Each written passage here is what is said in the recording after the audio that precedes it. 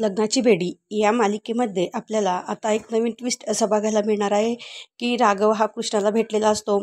त्यावेळेस कृष्णा त्याच्या गालामध्ये मारून सांगते की मी सिंधू नाही तर लहानपणापासून माझ्या आईवडिलांनी माझं नाव कृष्णा ठेवलेलं आहे आणि तुझी ती कोण सावी ॲटम तिला काय ती कोण आहे ते मला माहिती नाही. त्यावेळेस सावीचं नाव ॲटम म्हणून घेतल्यावर राघव खूप चिडतो आणि म्हणतो की ती आपली दोघांची मुलगी आहे. त्यावेळेस ती म्हणते की माझं अजून लग्न झालेलं नाही, मी अजून 17 वर्षाची आहे. त्यानंतर राघव हा तिला खूप काही सांगण्याचा प्रयत्न करत असतो, परंतु तो ऐकत नसते. ती तिथल्या लोकातील आजूबाजूच्या लोकांना बोलवते. आजूबाजूचे लोक हे राघवला पकडतात.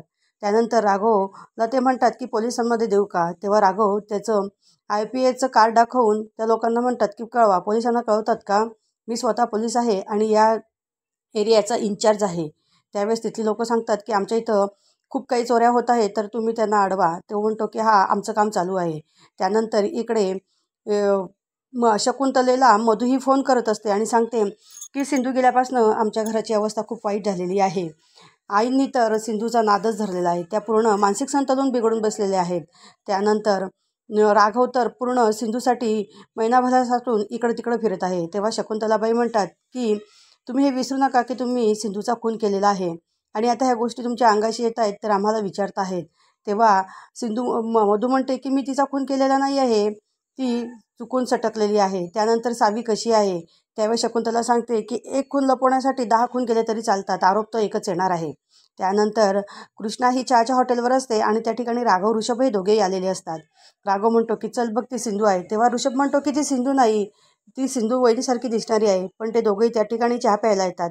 2 कटिंग म्हणून चहा मागतात आणि ती कृष्णा त्यांना चहा देते.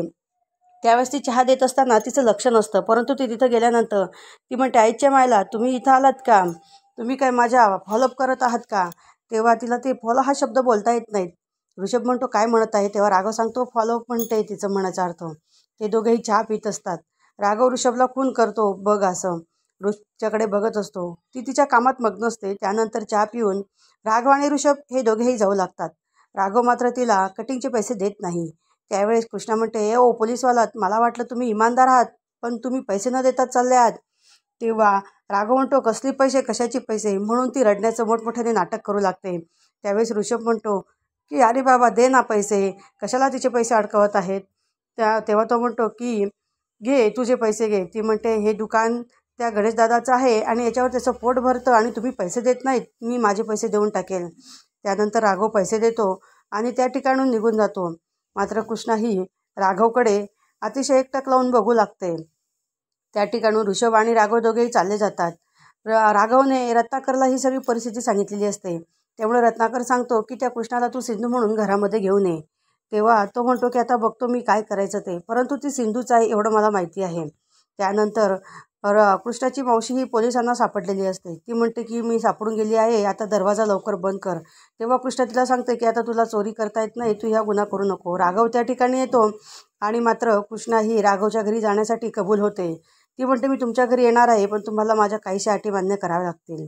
तेव्हा राघवला अतिशय आनंद झालेला असतो, कारण राघवला माहिती असतं की ती सिंधूच आहे आणि ती घरी आल्यानंतर ती सिंधू आहे हे सर्वांना सांगणार आहेत. परंतु आता बघूयात की सिंधू ही कृष्णा बनून घरात जाणार आहे आणि कृष्णाला बघून मात्र मधूच्या पायाखालची जमीन सरकणार आहे. मधूला तिला ढकलून देण्याचा प्रसंग आठवणार आहे. पण तिला आता हे ती सिद्ध करणार का की ही कृष्णा आहे का सिंधू आहे. आणि सिंधू तर मात्र आता मधूचा खरा चेहरा राघवच्या समोर आणि घरातल्यांच्या समोर आणण्यासाठी हा प्रयत्न करत असते. म्हणून ती कृष्णा बनून त्या घरात आलेली असते. असेच भाग पाहण्यासाठी आमच्या चॅनलला लाईक करा, शेअर करा आणि सबस्क्राईब करा.